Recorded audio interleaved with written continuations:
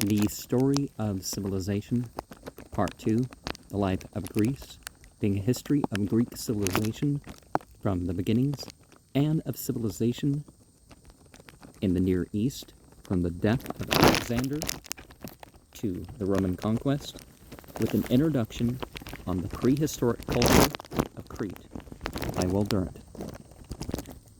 Chapter 6, The Great Migration. Part 4, The Ionian Dodecapolis. Part 1, Miletus and the Birth of Greek Philosophy.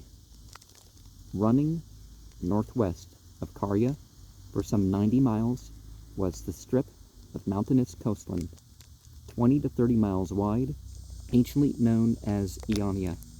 Here, said Herodotus, the air and climate are the most beautiful in the whole world.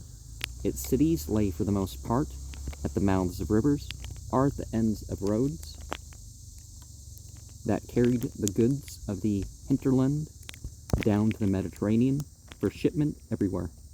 Miletus, southernmost of the Ionian 12, was in the 6th century BCE the richest city of the Greek world. The site had been inhabited by Carians from Minoan days, when about 1000 BCE the Ionians came there from Attica. They found the old Aegean culture, though in a decadent form, waiting to serve as the advanced starting point of their civilization. They brought no women with them to Miletus, but merely killed the native males and married the widows. The fusion of cultures began with the fusion of blood. Like most of the Ionian cities, Miletus submitted at first to kings who led them in war, then to aristocrats who owned the land, then to tyrants representing the middle class. Under the dictator Thrasybulus, at the beginning of the 6th century, industry and trade reached their peak, and the growing wealth of Miletus flowered forth in literature, philosophy, and art. Wool was brought down from the rich pasture lands of the interior and turned into clothing in the textile mills of the city, taking a lesson from the Phoenicians and gradually bettering their instruction. Ionian merchants established colonies as trading posts in Egypt, Italy, the Propontis, and the Euxine. Miletus alone had 80 such colonies, 60 of them in the north, from Abydos, Cyzicus, Sinope, Olbia, Trapezus, and Dioscurius. Miletus drew flax, timber, fruit, and metals, and paid for these with the products of her handicrafts. The wealth and luxury of the city became a proverb and a scandal throughout Greece.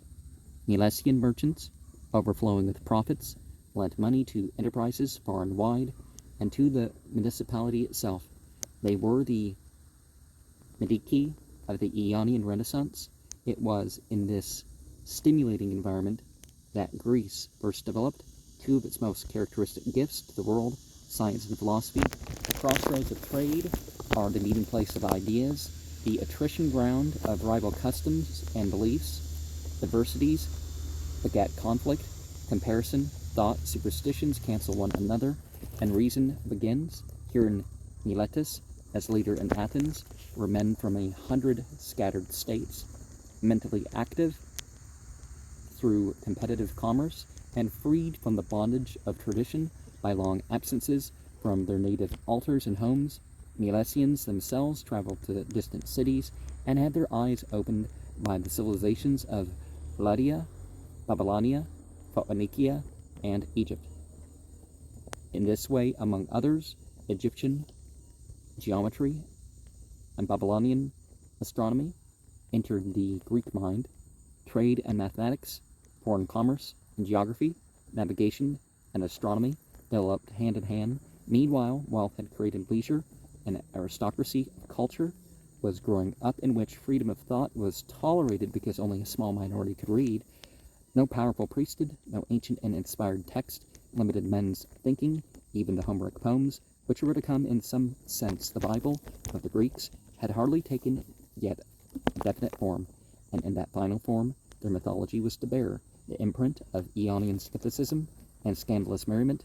Here, for the first time, thought became secular and sought rational and consistent answers to the problems of the world and man. Nevertheless, the new plant, mutation though it was, had its roots and ancestry.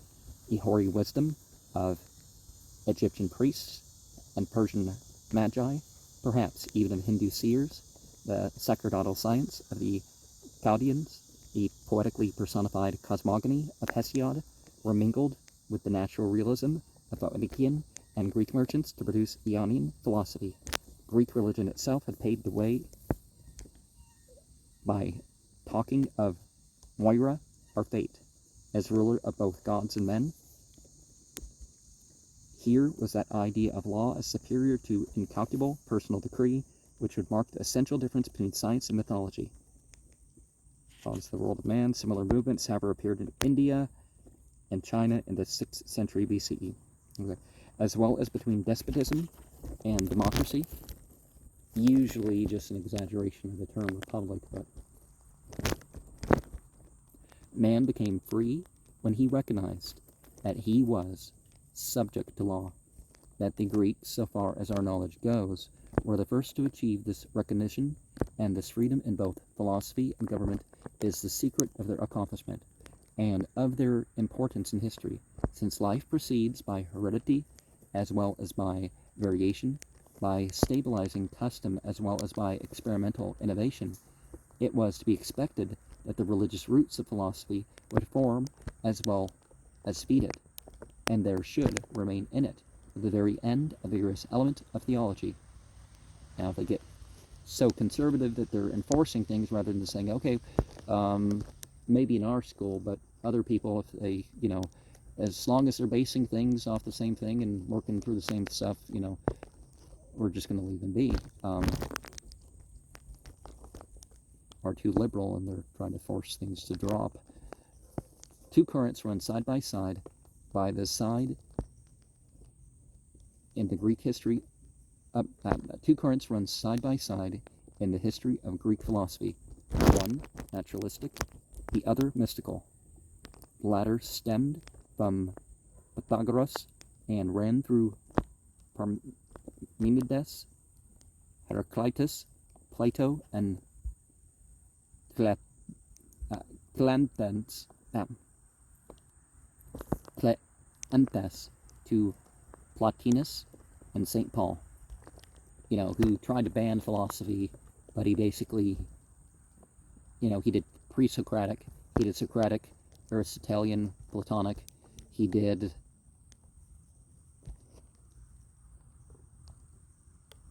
hedonistic philosophy, Epicurean and otherwise, Stoic philosophy, but yet he tried to make it like people shouldn't have philosophy.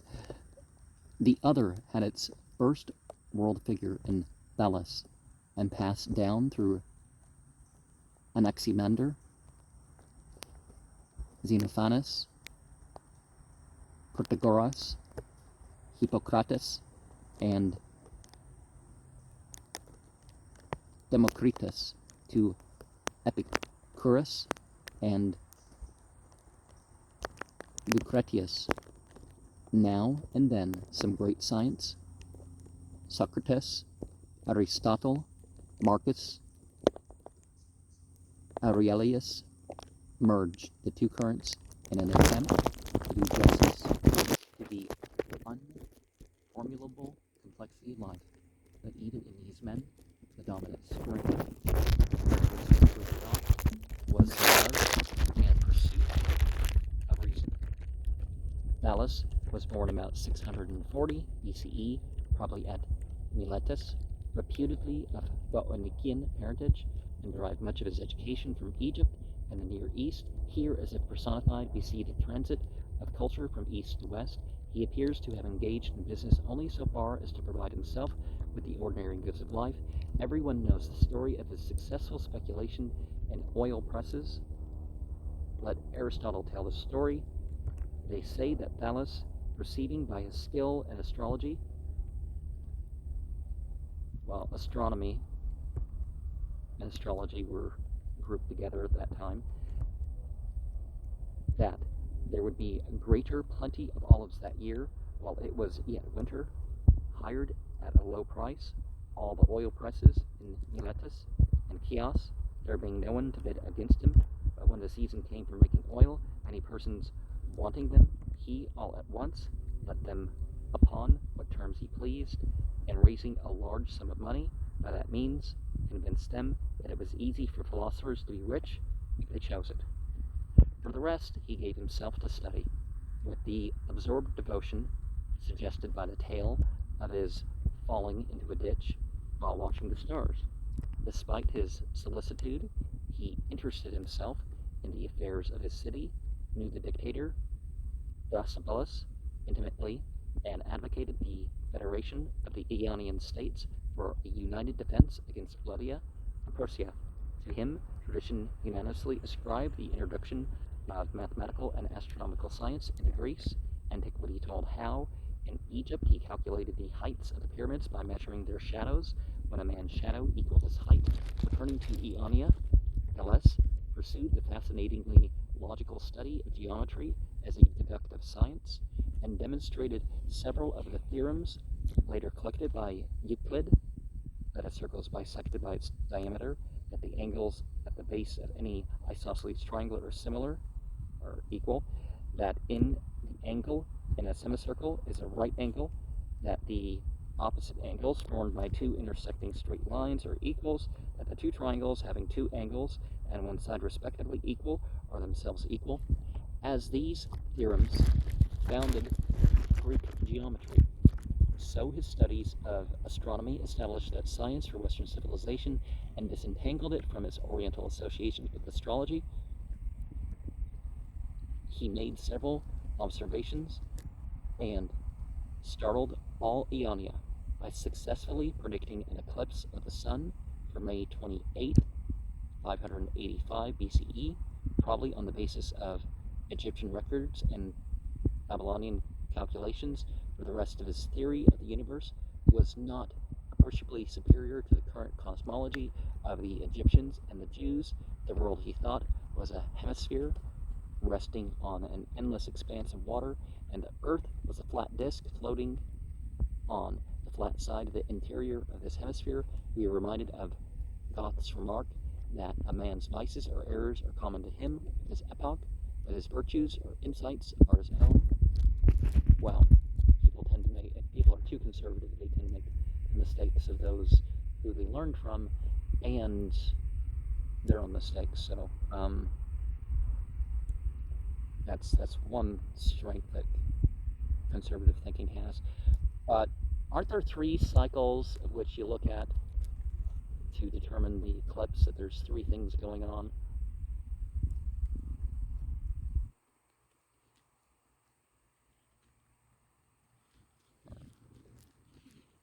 As some Greek myths made Oceanus the father of all creation, so Thales made water the first principle of all things, their original form and their final destiny. Perhaps, says Aristotle, he had come to this opinion from observing that the nutriment of everything is moist, that, some words left out, the seeds of everything have a moist nature, some words left out, and from that which everything is generated is always the first principle. Or perhaps he believed that water was the most primitive or fundamental of the 3 forms, gas, liquid, solid, into which theoretically all substances may be changed. The significance of his thought lay not in reducing all things to water, but in reducing all things to one. Here was the first monism in recorded history. Aristotle describes Thales' view as materialistic, but Thales adds that every particle of the world is alive, that matter and life are inseparable, and that there is an immortal soul.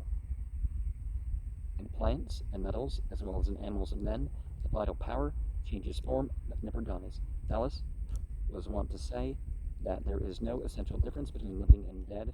When someone sought to nettle him by asking why, then he chose life instead of death, he answered, because there is no difference.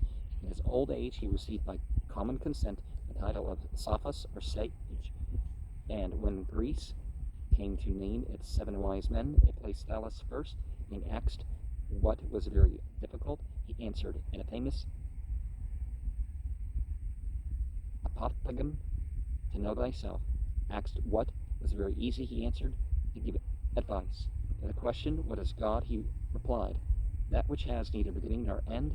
Asked how might men live thus virtuously and justly, he answered, if we never do ourselves what we blame in others, he died, says Diogenes Laertius, while present as a spectator at a gymnastic contest, being worn out with heat and thirst and weakness, for he was very old. Thales, says Strabo, was first of those who wrote on physiologia, i.e. on the science of nature, phasis, or on the principle of being and development of things. Phasis, of course, and not us as two very essential things in the order of 9 angles. His work was vigorously advanced by his pupil, Anaximander, who, though he lived from 611 to 549 BCE, expounded a philosophy surprisingly like that which Herbert Spencer, trembling before his own originality, published in 1860. The first principle says Anaximander was a vast, infinite, a pyrrhon, a boundless mass possessing no specific qualities, but developing by its inherent forces into all the varied realities of the universe. Spencer's definition of evolution as substantially a change from indefinite, incoherent homogeneity to a definite, coherent heterogeneity. This animate and external, but impersonal and unmoral infinite is the only God in Anaximander's system. It is the unvarying and everlasting one, as distinguished from the mutable, evanescent many of the world of things. Here stems the metaphysics of the Eleatic school, that only the eternal one is real. From this characterless infinite are born new worlds in endless succession, and to it in endless succession they return as they evolve and die. In the primordial infinite, all opposites are contained, hot and cold, moist and dry, liquid and solid, and gas. In development, these potential qualities become actual and make diverse and definite things. In dissolution, these opposed qualities are again resolved into the infinite, a source for Heraclitus as well as for Spencer. In this rise and fall of worlds, the various elements struggle with one another and encroach upon each other as hostile opposites. With this opposition, decay with dissolution, things perish into those from which they have been born.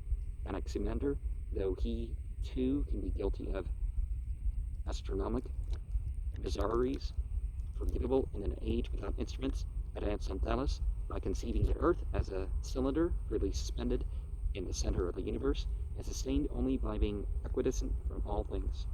The sun, moon, and stars, he thought, moved in circles around the earth. To illustrate all this, Anaximander, probably on Babylonian models constructed at Sparta, a gnomon, or sundial, on which he showed the movement of the planets, the obliquity of the ecliptic so-called because the eclipses of the sun and the moon take place in it. Is the great circle made by the apparent annual path of the sun through the heavens, since the plane of this circle, or ecliptic, is also the plane of the Earth's orbit.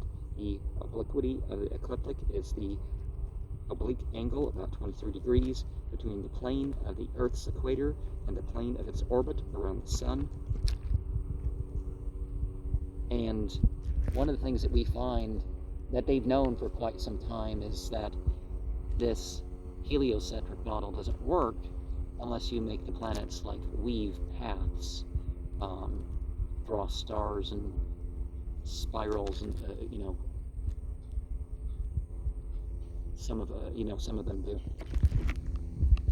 I talk about that more elsewhere, and the succession of solstices, equinoxes, and the seasons, with the collaboration of his fellow Milesian Hecataeus, he established geography as a science by drawing apparently upon a tablet of brass, the first known map of the inhabited world. The Egyptians had drawn maps, but of limited districts. In its earliest form, said Anaximander, the earth was in a fluid state. External heat dried some of it into land, and evaporated some of it into clouds, while the variations of heat and atmosphere so formed caused the motions of the winds. Living organisms arose by gradual stages from the original moisture. Land animals were at first fishes, and only with the drying of the earth did they acquire their present shape. Man, too, was once a fish. He could not, at his earliest appearance, have been born as now, for he would have been too helpless to secure his food, and would have been destroyed. While earlier human, we think, was, at times bigger, stronger, and probably smarter, but we can't tell from brain size, intelligence quite so much. It's more about brain structure. A slighter figure is Anaximander's pupil, Anaximenes, whose first principle is air. All other elements are produced from air by rarefaction, which gives fire, or by condensation, which forms progressively wind, cloud, water, earth, and stone. As the soul, which is air, holds us together, so the air, or pneuma, of the world is its pervasive spirit, breath from God. Here was an idea that would ride out all storms of Greek philosophy and find a haven in Stoicism and Christianity. The heyday of Miletus produced not only the earliest philosophy, to get the Greek term anyways, but the earliest prose and the first historiography in Greece. The wise reader will always supply the word known after such words as earliest and first. A lot of stuff is that we've mentioned here. We know there's older, or at least some of this. There's older stuff. Or even back at this time, we knew there was older stuff, but it wasn't popularly spread. Poetry seems natural to a nation's adolescence when imagination is greater than knowledge, and a strong faith is personality to the forces of nature in field, wood, sea, and sky. It is hard for poetry to avoid animism, or for animism to avoid poetry. Prose is the voice of knowledge, freeing itself from imagination and faith. It is the language of secular, mundane, prosaic affairs. It is the emblem of the nation's maturity and the epitaph of its youth. The Quran, for example, is said to be neither poetry or prose, in terms of its Arabic words at least, but it's like, it has features of the both, you could say. Got the problems, yeah. Up to this time, about 600 BCE, nearly all Greek literature had taken a poetic form. Education had transmitted in verse the lore and morals of the race. Even early philosophers like Xenophon, Parmenides, and Empedocles gave their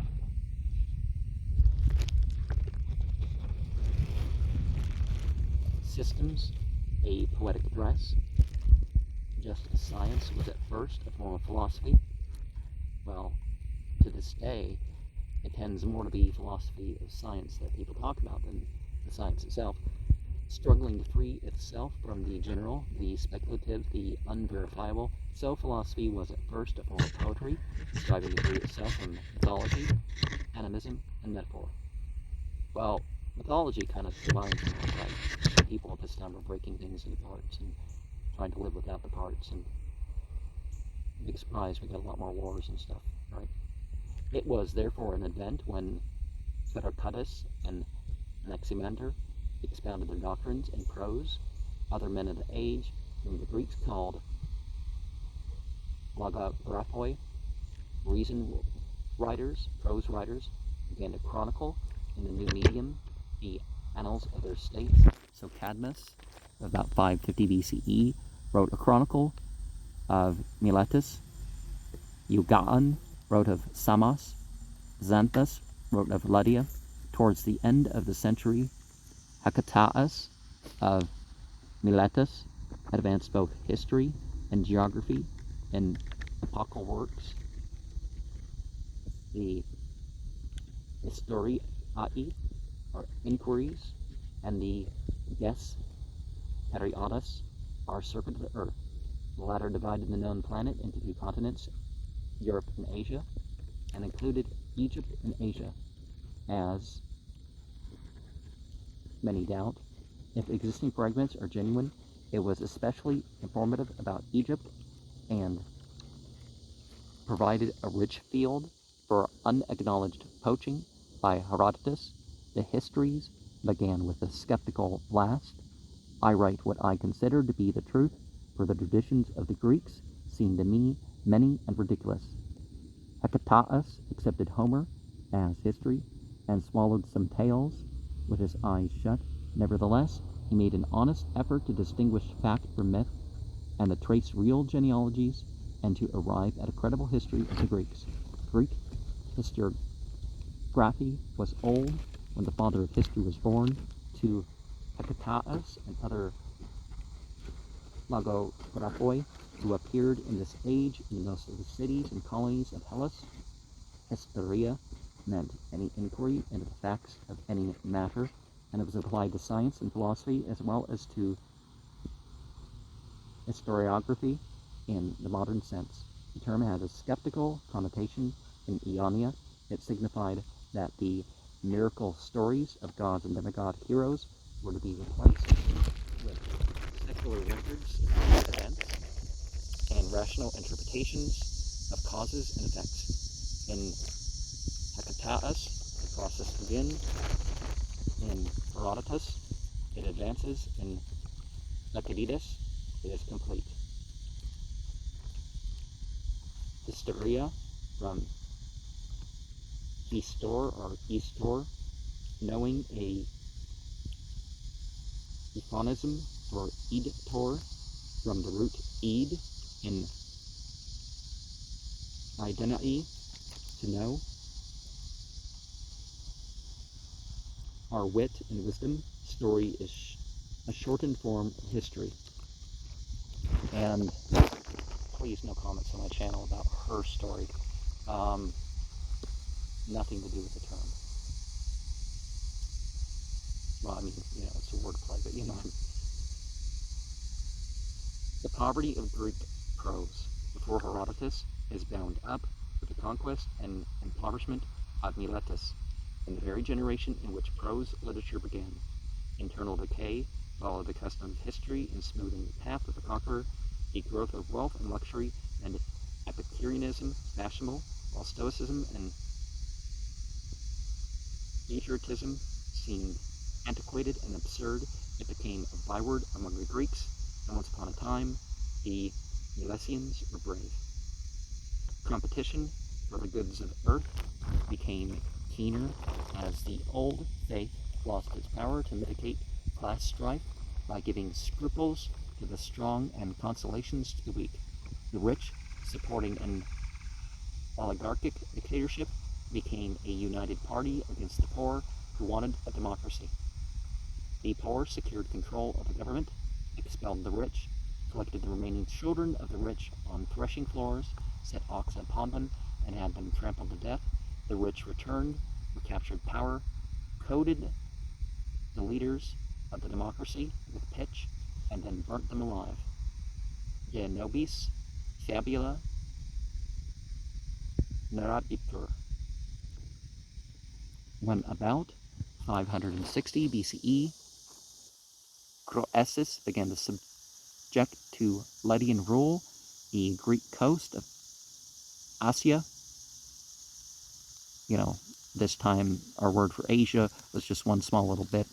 And it's aside from what other groups might have thought the continental divide, because people would say, oh, well, you start with the Hindus and the Chinese and stuff, not, Greek coast from Cnidus to the Hellespont.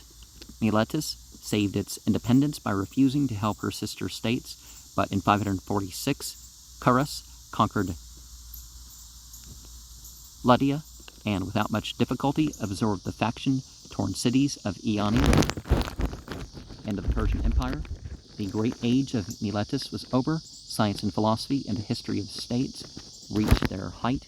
After decadence has set in, wisdom is a harbinger of death. Part 2. Polycrates of Samos. Across the bay from Miletus, near the outlets of the Maeander, stood the modest town of Maas and the more famous city of Priene. There, in the 6th century, lived Bias, one of the 7 wise men, as Hermippus said. The 7 wise men were 17, for different Greeks made different lists of them, most frequently agreeing upon Thales, Solon, Bias, Pittacus of Mytilene, Periander of Corinth, Chilon of Sparta, and Cleobulus of Lindus and Rhodes.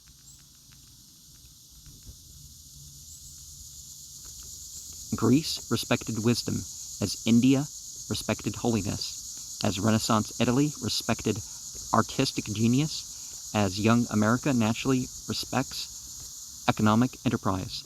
The heroes of Greece were not saints, or artists, or millionaires, but sages, and her most honored sages were not theorists, but men who had made their wisdom function actively in the world. The sayings of these men became proverbial among the Greeks, and were in some cases inscribed in the temple of Apollo at Delphi. People like to quote, for example, the remarks of Bias, that the most unfortunate of men is he who has not learned how to bear misfortune, that men ought to order their lives as if they were fated to live both a long and short time, and that wisdom should be cherished as a means of traveling from youth to old age, for it is more lasting than any other possession. West of Priene lay Samos, second largest of Ionian's isles. The capital stood on the southeastern shore, and as one entered the well-protected harbors, passing the famous red ships of the Samian fleet, the city rose, as if in tears on the hill. First the wharves and shops, then the homes, then the fortress Acropolis, and the great temple of Hera, and behind these a succession of ranges and peaks, rising to a height of 5,000 feet. It was a sight to stir the patriotism of every Samian soul. So the harbor, nice progression of things to come across. But if you live somewhere else, you might think that something else is the best. Now, one of the things about the Greek philosophy, before we go on here a bit, is that, see, it was to function in the real world.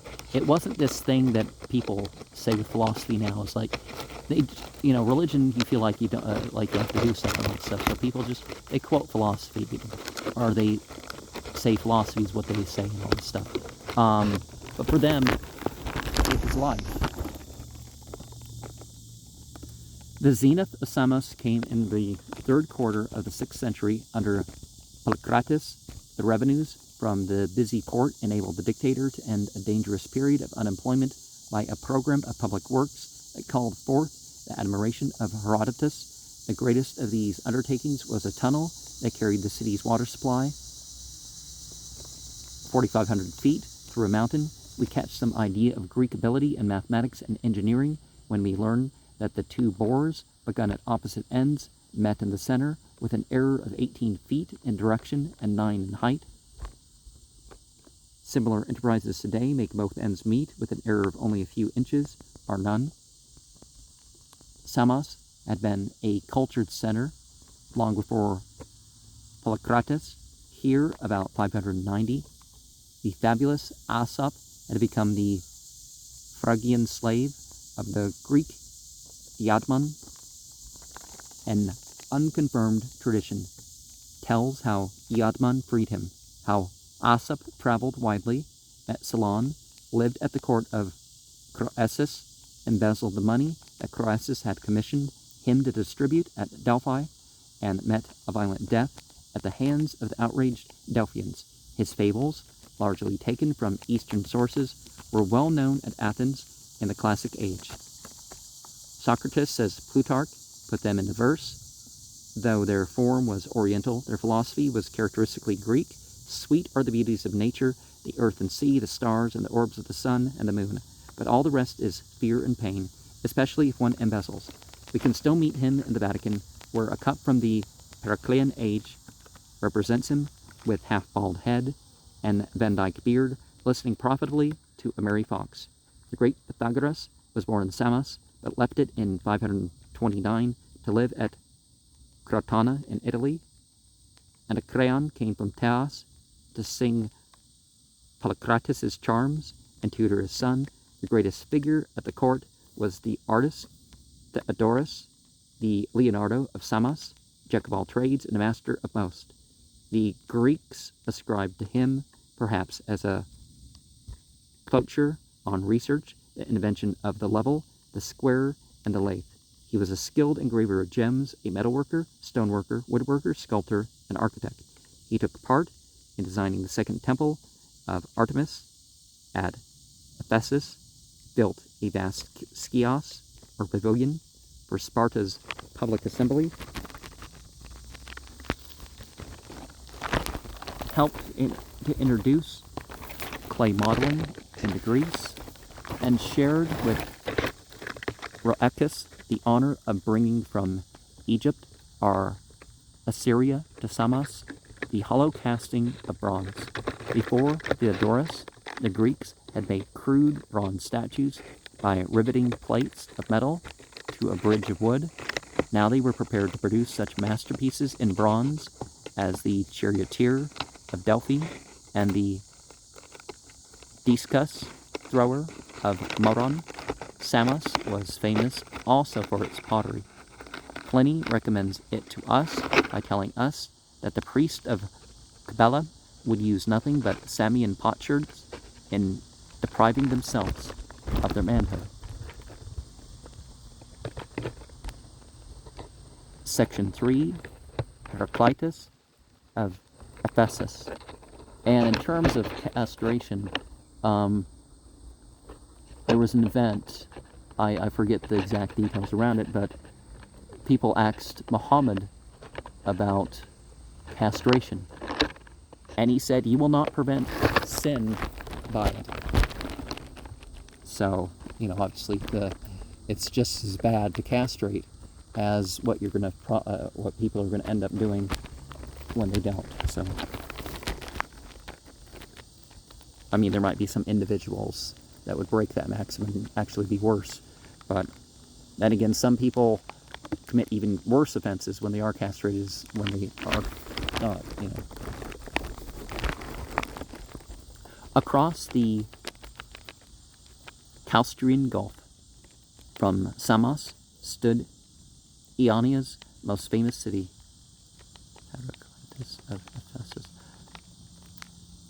Ephesus. Founded about 1000 BCE by colonists from Athens, it prospered by tapping the trade of both the Causter and the Ma'ander. Its population, its religion, and its art contained a strong Eastern element. The Artemis, worshipped there, began and ended as an Oriental goddess of motherhood and fertility. Her renowned temple had many deaths and almost as many resurrections. On the site of an ancient altar twice built and twice destroyed, the first temple was erected about 600 BCE and was probably the earliest important edifice in the Ionic style. The second temple was raised about 540 BCE, partly through the generosity of Croesus, Paanius of Ephesus, Theodorus of Samos, and Demetrius, a priest of the shrine, shared in designing it.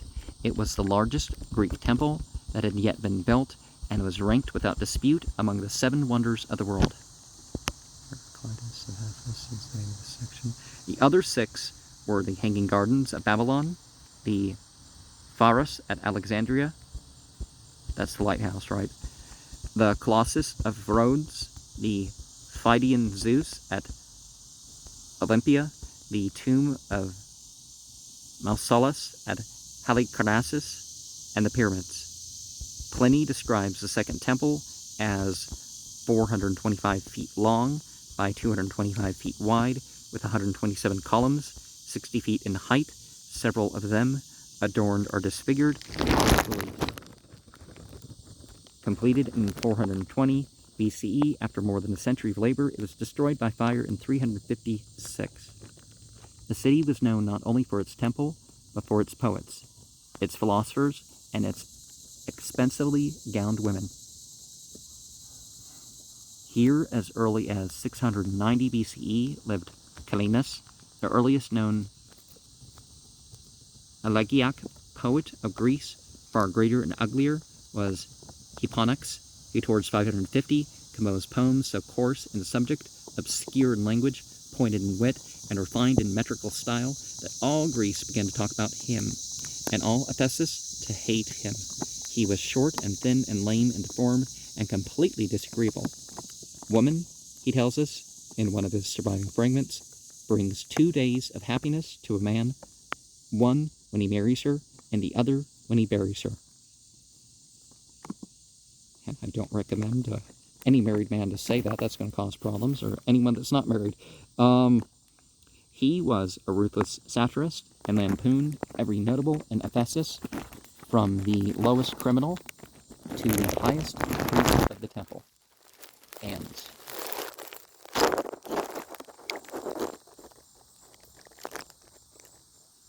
yeah, hopefully you're better at picking a spouse than, only 2 days being good for you. When 2 sculptors, Papalas and Athenes, exhibited an elegant caricature of him, he attacked them with such corrosive verse that some of it has proved more durable than their stone, and sharper than the teeth of time. Hold my coat, says a typically polished morsel. I shall hit Lupalis in the eye. I am ambidextrous. I never miss my aim. Tradition said that Hipponax died by suicide, but perhaps this was only a universal wish. The most illustrious son of Ephesus was Heraclitus the Obscure. Says something about society when it could be considered a universal wish for someone. Born about 530, he belonged to a noble family and thought that democracy was a mistake. There are many bad but few good, he said. 111, according to the fragments of Heraclitus, is numbered by Bywater. And 1 man to me is as 10,000 if he be the best. 113. But even aristocrats did not please him, nor women, nor scholars, abundant learning. He wrote with genial particularity, does not form the mind. If it did, it would have instructed Hesiod, Pythagoras, Xenophon, and Hecataeus. 16. For the only real wisdom is to know that idea, which by itself will govern everything on occasion. 19. Oh, is this a list of his quotes? 111 is like a specific number, but... So he went off like a Chinese sage to live in the mountains and brood over the one idea that would explain all things, disdaining to expound his conclusions in words intelligible to common men, and seeking in obscurity of life and speech some safety from individuality, destroying parties and mobs. He expressed his views in pithy and enigmatical apophthegms on nature, which he deposited in the temple of Artemis for the mystification of posterity. Heraclitus has been represented in modern literature as building his philosophy around the notion of change, but the extant fragments hardly support this interpretation. Like most philosophers, he longed to find the one behind the many, some mind-steadying unity and order amid the chaotic flux and multiplicity of the world. All things are one, he said as passionately as Parmenides. 1.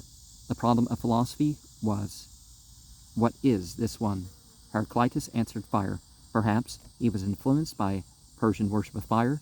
Well, they never worshipped fire, they worshipped with the fire. Greek misunderstanding.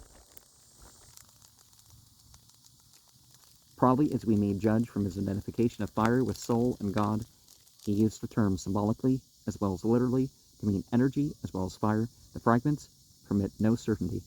This world was neither by a god nor by a man, but it ever was and is and shall be ever-living fire, in measures being kindled and in measures going out. 20. Everything is a form of fire, either in fire's downward path through progressive condensation into moisture, water, and earth, or on its upward path from earth to water to moisture to fire.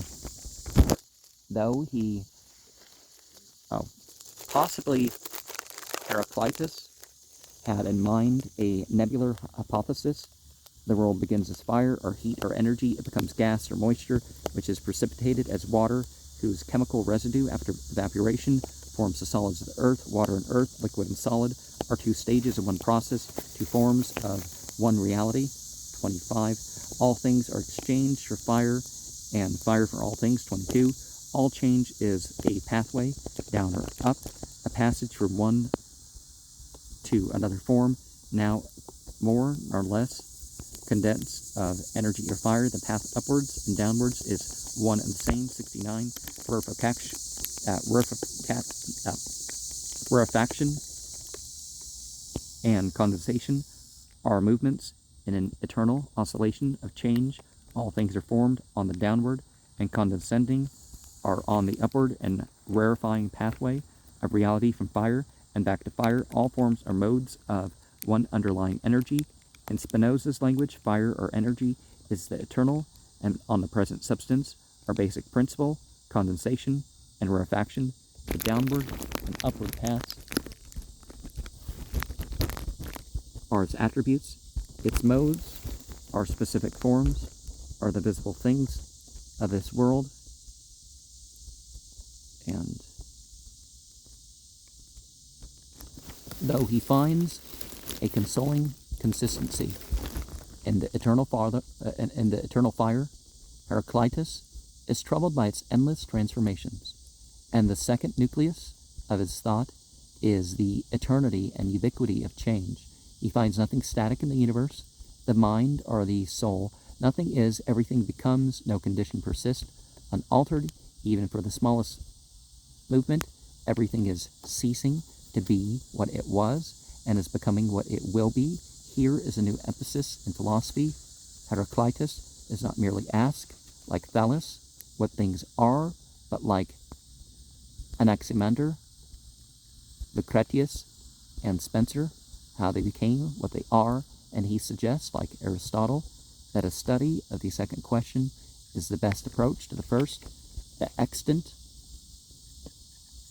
apophthegms do not contain the famous formula, pantarai, auden, menai, all things flow, nothing abides, but antiquity is unanimous in attributing it to Heraclitus.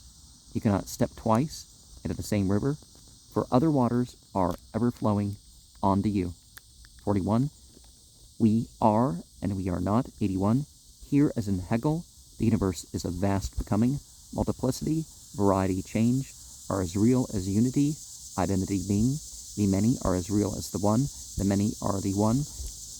Every change is a passage of things towards or from the condition of fire. The one is the many in the very heat and the very heart of fire. Flickers, restless change. Hence, Heraclitus passes to the third element in his philosophy, the unity of opposites, the interdependence of contraries, the harmony of strife. God is day and night, winter and summer, war and peace, sweat and hunger. 36. Good and bad are the same. Goodness and badness are one. 57 and 58. Life and death are the same. So are waking and sleeping, youth and age. 78. All these contraries are stages in a fluctuating movement, moments of the ever-changing fire. Each member in an opposing pair is necessary to the meaning and existence of the other. Reality is the tension and interplay, the alternation and exchange, the unity and harmony of opposites. They understand not how that which is at variance with itself agrees with itself. There sits attunement of opposite tensions, like that of the bow and harp, 45, as the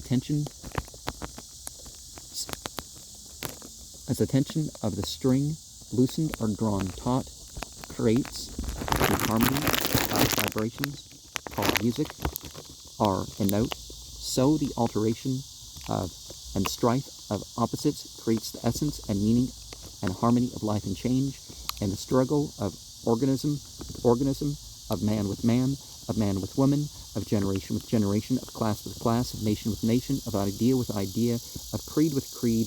The warring opposites are the warp and woof on the loom of life, working at cross purposes to produce the unseen unity and hidden concord of the whole.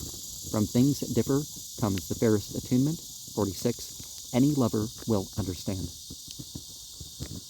All three of these principles, fire, change, and the tension, unity of contraries, enters into Heraclitus's conception of soul and God. He smiles at men who seek in vain to purify themselves from blood guiltness by defiling themselves with blood. 130. Are who offer prayers to these statues here as if one should try to converse with houses. Such men know nothing of the real nature of gods. 126. Their term for God is a bit more ambiguous than what we'd think in the monotheistic world. 126. But Nar, will he admit personal immortality? Man, too, like everything else, is a changeful and fitful flame, kindled and put out like a light in the night. 77. Even so, man is fire. The soul, or vital principle, is part of the eternal energy in all things, and as such it never dies. Death and birth are arbitrary points taken in the current of things by the human analyzing mind, but from the impartial standpoint of the universe, they are merely phases in the endless change of forms. At every instant, some part of us dies, while the whole lives. At every second, one of us dies, while life lives. Death is a beginning as well as an ending. Birth is an ending as well as a beginning.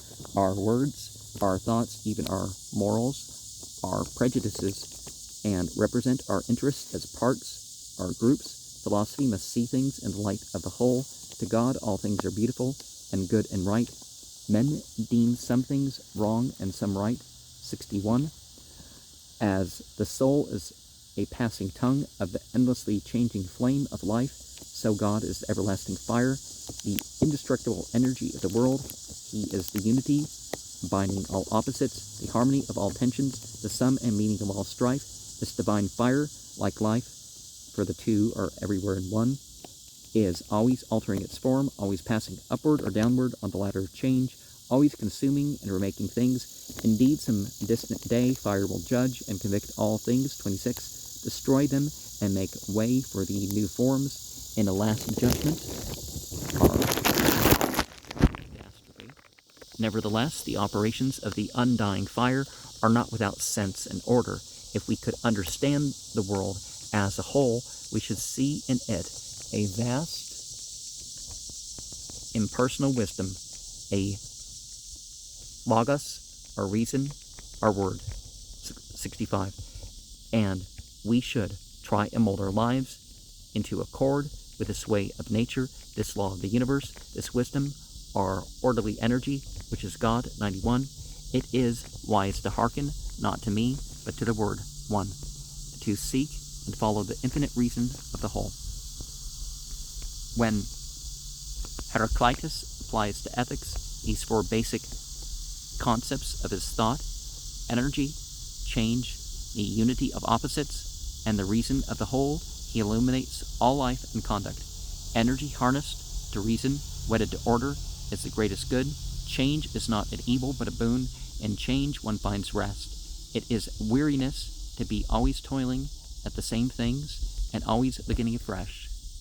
Now, religious rituals and spousal relationships are particularly something that can be good by itself, done the same over and over again, right?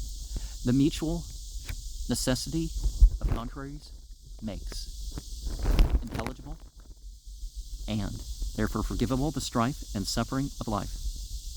For men to get all they wish, for men to get all they wish is not the better thing. It is disease that makes health pleasant, evil good, hunger surfeit, toil rest.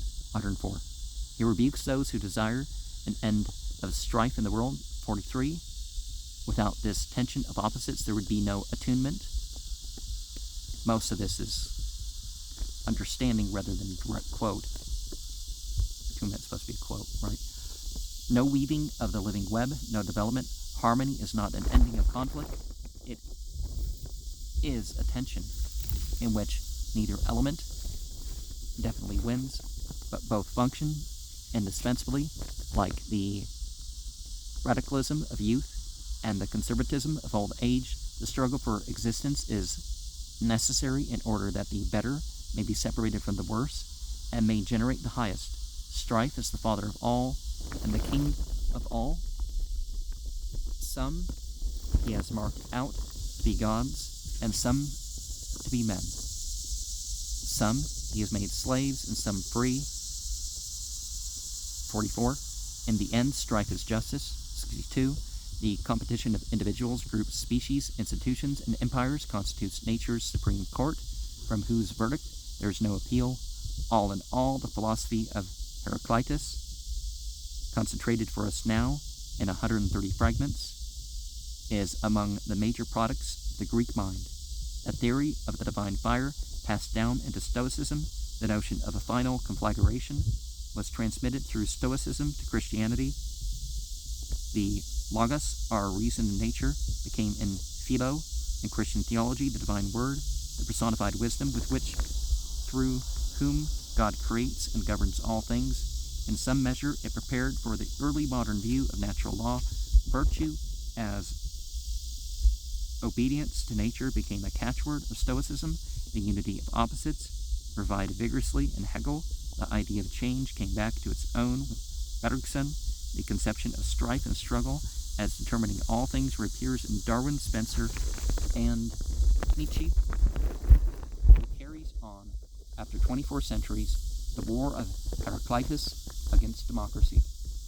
We know almost nothing of Heraclitus' life and of his death. We have only an unsupported story in Diogenes Laertius, which may illustrate the prosaic ends to which our poetry may return.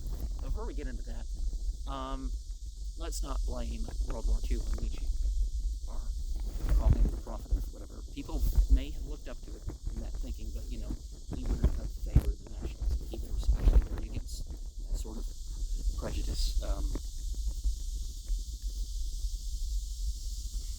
But when it comes to democracy,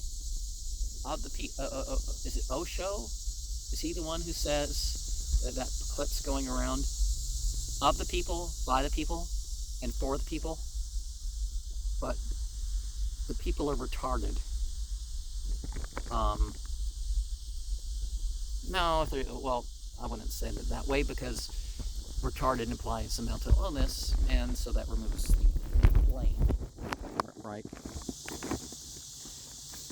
And at last, becoming a complete misanthrope, he used to spend his time walking about the mountains, feeding on grasses and plants, and in consequence of these habits, he was attacked by the dropsy, and so he returned to the city and asked the physicians in a riddle whether they were able to produce a drought after wet weather, and as they did not understand him, he shut himself up in a stable for oxen and covered himself with cow dung, hoping to cause the wet to evaporate from him by the warmth that this produced.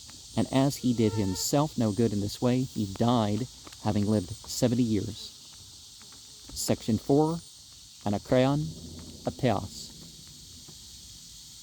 Colophon, a few miles north of Ephesus, derived its name presumably from the hill on whose slope it rose. The Greek, Colophon, hill, Latin, Calis, English hill, because the cavalry of the city was famous for giving the finishing touch to a defeated force.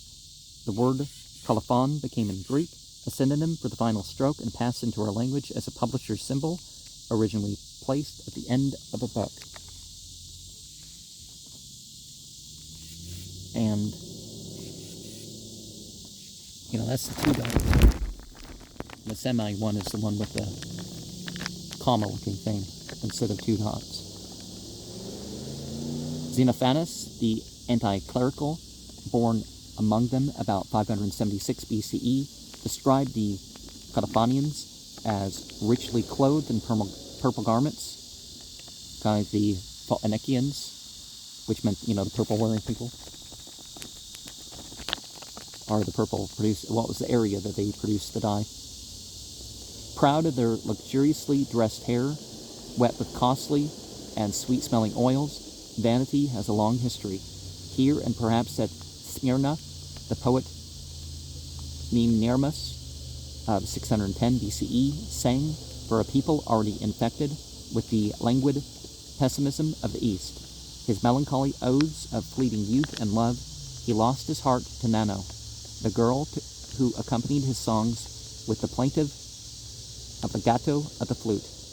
And when she rejected his love, perhaps on the ground that a poet married is a poet dead, he immortalized her with a sheaf of delicate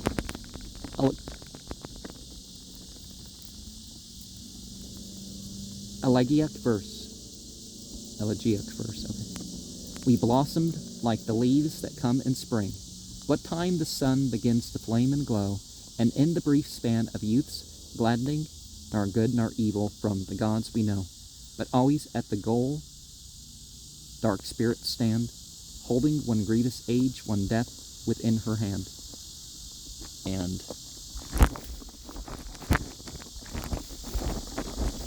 the word for gods, are we talking about just things that see beyond the human or incarnate sense? They have perception beyond that?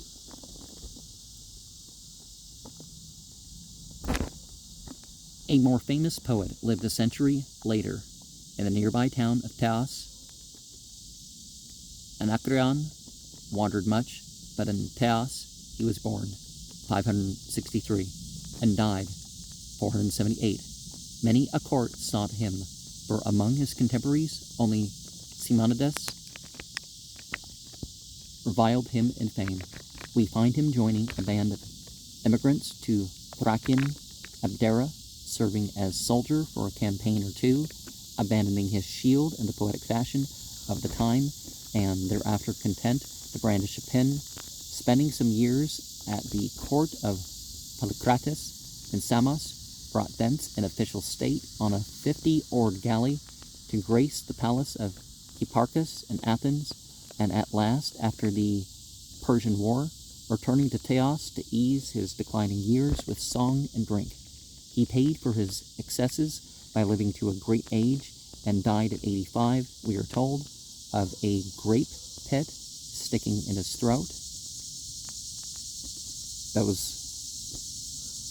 muscadine seeds are larger than you'd expect if you've never had old-fashioned grapes before. Alexandria knew 5 books of Anacreon, but only disordered couplets remain. His subjects were wine, women, and boys. His manner was one of polished banter in tripping iambics. No topic seemed impure in his impeccable diction or gross in his delicate verse. Instead of the vulgar virulence of Hipponics or the trembling intensity of Sappho, Anacreon offered the urbane chatter of a court poet who would play Horace to any Augustus that pleased his fancy and paid for his wine. Athanas thinks that his tipsy songs and changeful loves were a pose. Perhaps Anacreon hid his fidelities that he might be interesting to women and concealed his sobriety to augment his fame. A choice legend tells how, in his cups, he stumbled against a child and abused it with harsh words, and how in his age he fell in love with this lad, and in penance with doting praise, his eros was ambidextrous and reached impartiality for either sex, but in his latter years he gallantly gave the preference to women. Lo now, says a pretty fragment, golden-haired love strikes me with his purple ball, and calls me forth to play with the motley, slippered maid. But she hails from lofty Lesbos, and so finds fault with my white hair, and goes a-searching for other prey. A wit of a later age wrote for Anacreon's grave a revealing epitaph.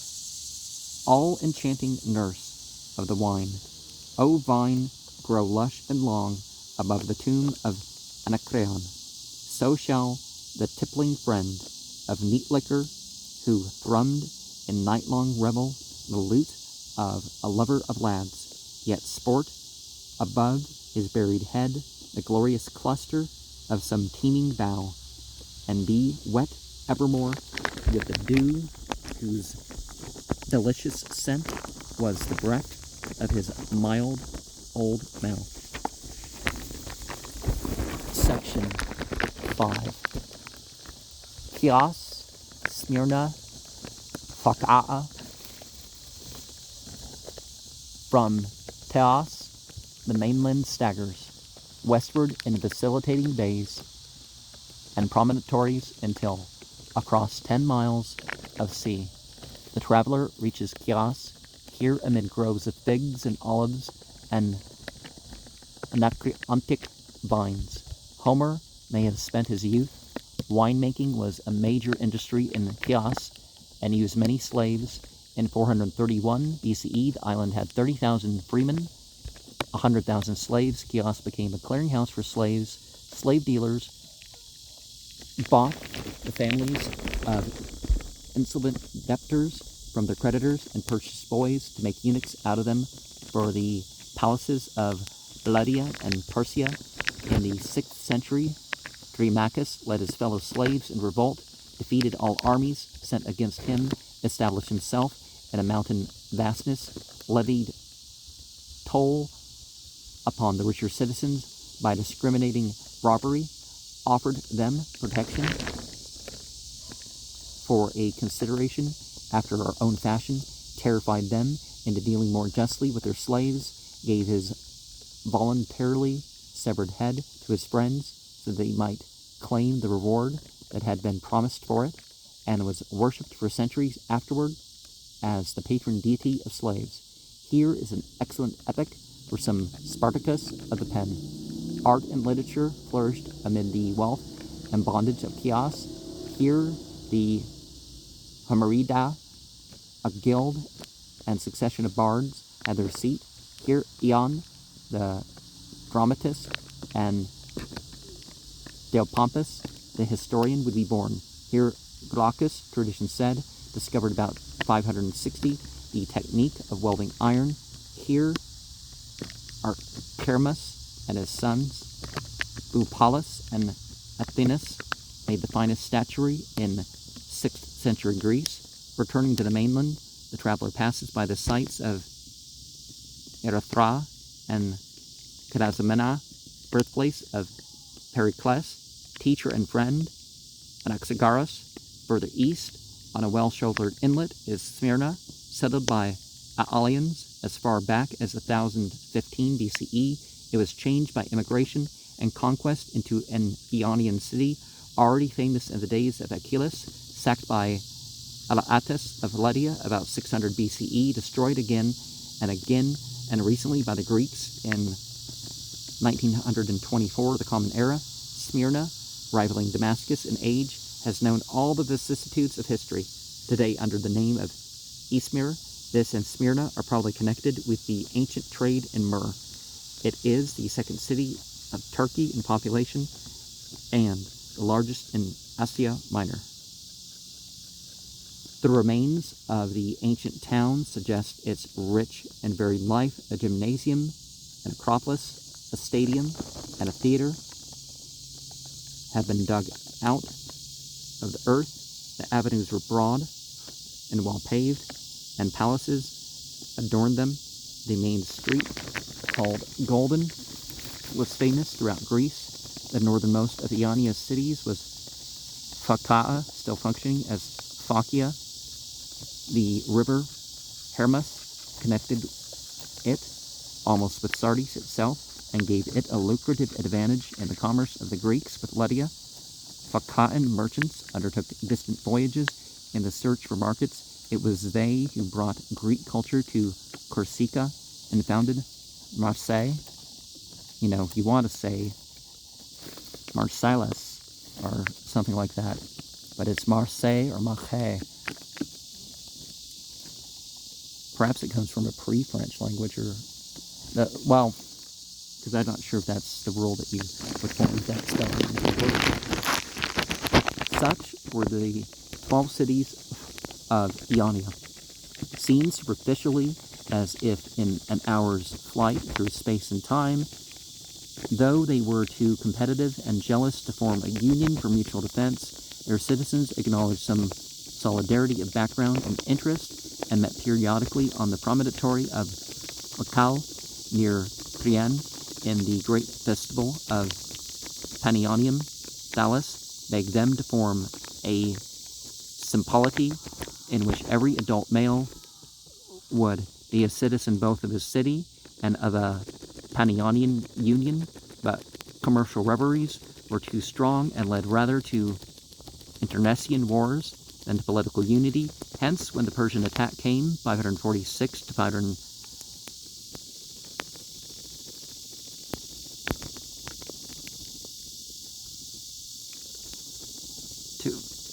something, the alliance came.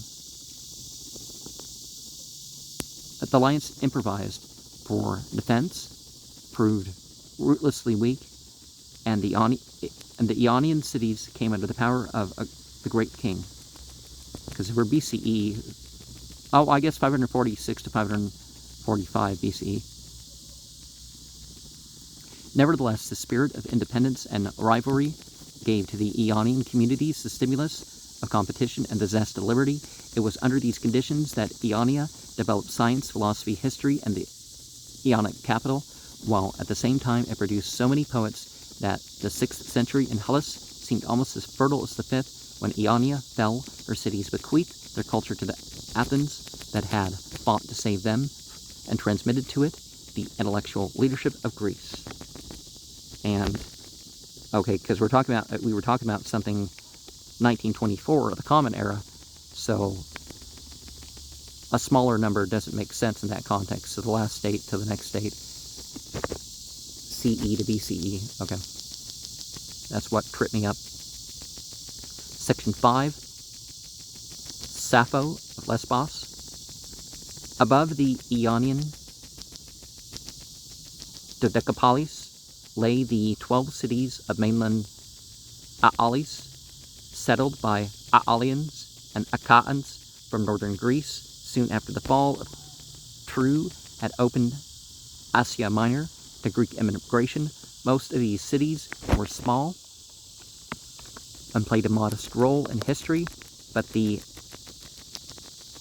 Aeolian Isle of Lesbos rivaled the Ionian centers in wealth, refinement, and literary genius.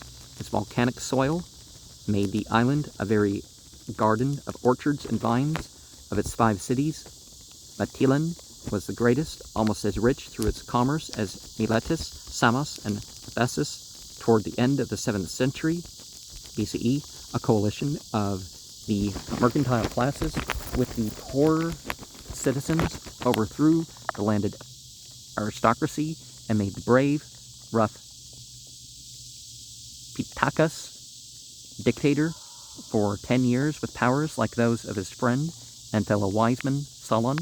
The aristocracy conspired to recapture power, but Pittacus foiled them and exiled their leaders, including Alcaeus and Sappho, first from Mytilene and then from Lesbos itself. Alcaeus was a roistering firebrand who mingled politics with poetry and made every other lyric raise the tocsin of revolt. The tocsin? Okay. Not T-O-X. Not a different spelling. Of aristocratic birth, he attacked Pittacus with a lusty scurrility that merited the crown of banishment. He molded his own poetic forms, to which posterity gave the name Alcaeus, and every stanza, we are told, had melody and charm. For a while he sang of war and described his home as hung with martial trophies and accoutrements. However, when his own chance for heroism came, he threw away his shield, fled like Archilochus, and complimented himself lyrically on the valor of his discretion. Occasionally he sang of love, but dearest to his pen was the wine for which Lesbos was as famous as for its poetry. Nun cre Methusden, he advises us, Nunc vivamus, let us drink deeply in summer to cool our thirst, in autumn to put a bright color upon death, in winter to warm our blood, in spring to celebrate nature's resurrection. The rain of Zeus descends, and from high heaven a storm is driven, and on the running water brooks the cold lays icy hold. Then up, beat down the winter, make the fire blaze higher and higher, mix wine as sweet as honey of the bee abundantly. Then drink with comfortable wool around your temples bound. We must not yield our hearts to woe or wear with wasting care, for grief will profit us no whit, my friend, nor nothing mend. But this is our best medicine, with wine fraught to cast our thought. It was his misfortune, though he bore it with light-hearted unconsciousness, to have among his contemporaries the most famous of Greek women. Even in her lifetime, all Greece honored Sappho. One evening, over the wine, says Stobaeus,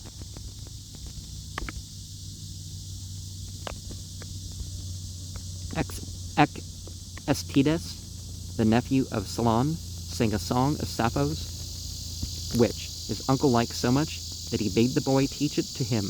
And when one of the company asked what for, he answered, I want to learn it and die. Socrates, perhaps hoping for similar lenience, called her the beautiful, and Plato wrote about her an ecstatic epigram. Some say there are 9 muses. How careless they are.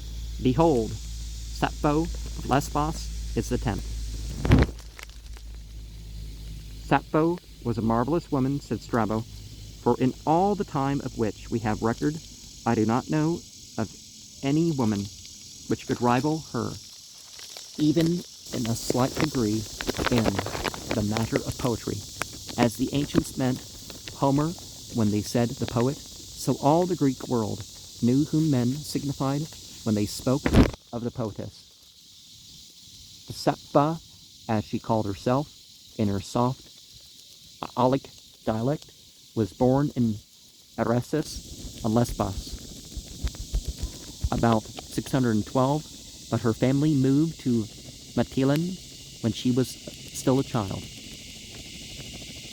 In 593 BCE, she was among the conspiring aristocrats whom Pittacus banished to the town of Parha. Already at 19, she was playing a part in public life through politics or poetry. She was not known for beauty. Her figure was small and frail.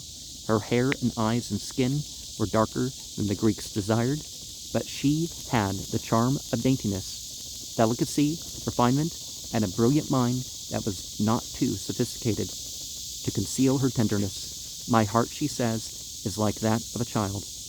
We know from her verses that she was of a passionate nature, one whose words, says Plutarch, were mingled with flames. A certain sensuous quality gave body to the enthusiasms of her mind. At this, her favorite pupil spoke of her as dressed in saffron and purple and garlanded with flowers. She must have been attractive in her minuscule way, for Alcaeus, exiled with her to Parha, soon sent her an invitation to romance. Violet-crowned, pure, sweet-smelling Sappho, I want to say something to you, but shame prevents me. Her answer was less ambiguous than his proposal. If thy wishes were fair and noble, and thy tongue designed not to utter what is base, shame would not cloud thine eyes, but thou wouldst speak thy just desires. The poets sang her praises in odes and serenades, but we hear of no further intimacy between them. Perhaps they were separated by Sappho's second exile. Pittacus, fearing her maturing pen, banished her now to Sicily, probably in the year 591, when one would have thought her still a harmless girl. About this time she married a rich merchant of Andros. Some years later she writes, I have a little daughter like a golden flower, my darling Cleis, for whom I would not take all Lydia nor lovely Lesbos. She could afford to reject the wealth of Lydia, having inherited that of her husband. On his early death, after 5 years of exile, she returned to Lesbos and became a leader of the island's society in Elec. We catch the glamour of luxury in one of her surviving fragments, but I, be it known, love soft living, and for me, brightness and beauty belong to the desire of the sun. She became deeply attached to her young brother, Caraxes, and was vexed to her fingertips. When on one of his mercantile journeys to Egypt, he fell in love with the courtesan, Durant, and ignoring his sister's entreaties, married her. Meanwhile, Sappho, too, had felt the fire. Eager for an active life, she had opened a school for young women, to whom she taught poetry, music, and dancing. It was the first finishing school in history. She called her students not pupils, but heta irai, companions. The word had not as yet acquired a promiscuous connotation, because they ended up using that word for prostitutes later. Or was it temple prostitutes? Something like that. Husbandless, Sappho fell in love with one after another of these girls. Love, says one fragment, has shaken my mind as a down-rushing wind that falls upon the oak trees. I loved you, Atthis, long ago, says another fragment, when my own girlhood was still all flowers, and you seemed to me an awkward little child. But then Atthis accepted the attentions of a youth from Mytilene, and Sappho expressed her jealousy with unmeasured passion in a poem preserved by Longinus and translated haltingly into Sapphic meter by John Addington Symonds. Peer of gods, he seemeth to me, the blissful man who sits and gazes at thee before him. Close beside thee sits, and in silence hears thee, silverly speaking, laughing love's low laughter. Oh, this only stirs the troubled heart in my breast to tremble. For should I but see thee a little moment, straight is my voice hushed. Yea, my tongue is broken, and through me, neath the flesh, impalpable fire runs tingling. Nothing see mine eyes, and a voice of roaring waves in my ears sounds. Sweat runs down in rivers, a tremor seizes all my limbs, and paler than grass in autumn, caught by pains of menacing death, I falter, lost in the love trance. Swinburne has given us a better example of the meter that describes Sappho's love in a profoundly beautiful poem called Sapphics. All the night came not upon my eyelids, in poems and ballads.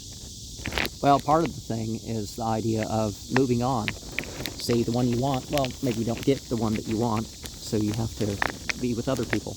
But don't be in a relationship just to be in a relationship. That's this thing in itself, too.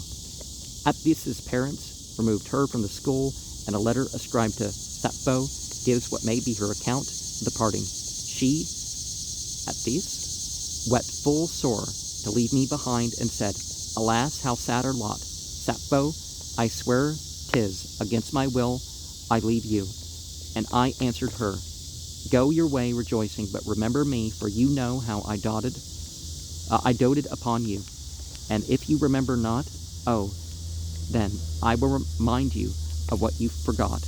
How dear and beautiful was the life we led together, for with many a garland of violets and sweet roses mingled you have decked your flowing locks by my side, and with many a woven necklet made of 100 blossoms your dainty throat, and with unguent in plenty both precious and royal have you anointed your fair young skin in my bosom. And no hill was there, nor holy place, nor water brook, whither we did not go, nor ever did the teeming noises of the early spring fill any wood with the medley song of the nightingales, but you wandered thither with me. After which, in the same manuscript, comes the bitter cry, I shall never see Apis again, and again, indeed, I might as well be dead. This surely is the authentic voice of love rising to a height of sincerity and beauty beyond good and evil. Later scholars of antiquity debated whether these poems were expressions of lesbian love or merely exercises of poetic fancy and impersonation. It is enough for us that they are poetry of the first order, tense with feeling, livid with imagery, and perfect in speech and form. Well, regardless of one's sexuality,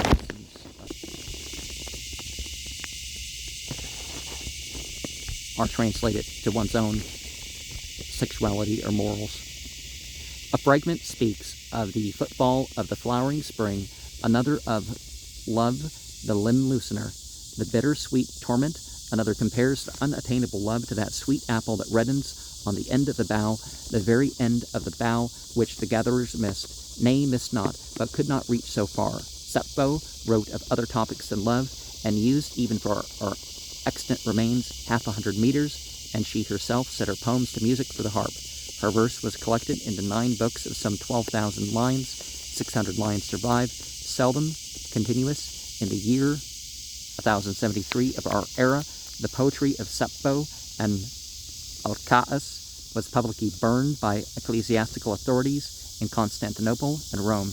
Then in 1897, Grenfell and Hunt discovered at Oxyrhynchus in the Theum coffins of papier-mâché, in whose making certain scraps of old books had been used, and on these scraps were some poems of Sappho. Male posterity avenged itself upon her by handing down or inventing the tale of how she died of unrequited love for a man. A passage in Suidas tells us how the courtesan Sappho, usually identified with the poetess, leaped to death from a cliff on the island of Leucas because Phaon, the sailor, would not return her love. Menander, Strabo, and others refer to the story, and Ovid recounts it in loving detail. But it has many earmarks of legend and must be left hovering nebulously between fiction and fact. In her latter years, tradition says Sappho had relearned the love of men. Among the Egyptian morsels is her touching reply to a proposal of marriage.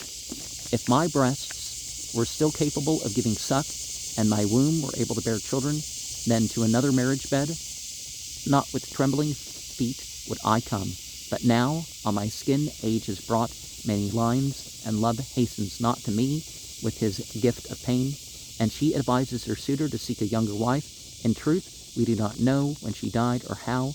We know only that she left behind her a vivid memory of passion, poetry, and grace, and that she shone even above Alcaeus as the most melodious singer of her time. Gently, in a final fragment, she reproves those who would not admit that her song was finished. You dishonor the good gifts of the Muses, my children, when you say we will crown you, dear Sappho, best player of the clear, sweet lyre. Know you not that my skin is all wrinkled with age, and my hair is turned from black to white, surely as starry night follows rose-armed dawn, and brings darkness to the ends of the earth. So death tracketh everything living, and catcheth it in the end.